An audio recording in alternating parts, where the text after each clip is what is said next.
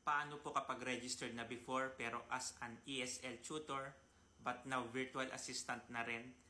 ESL tutor pa rin po ako and I still earn money from that while being a VA, though mas malaki sa pagiging VA. For me, ang pinakasimple dyan sa case mo, kahit wag mo nang ipa-update or i-add yung VA as additional line of business mo. Since similar pa rin naman na freelancing, pagsasamahin mo lang naman yung income mo as an ESL tutor saka as a VA. Ang importante naman kay BIR ay nafa-file natin lahat ng income natin. You are a freelancer at meron kang concern or question regarding freelancers BIR registration and freelancers tax compliance, comment mo lang yan at sasagutin ko yan.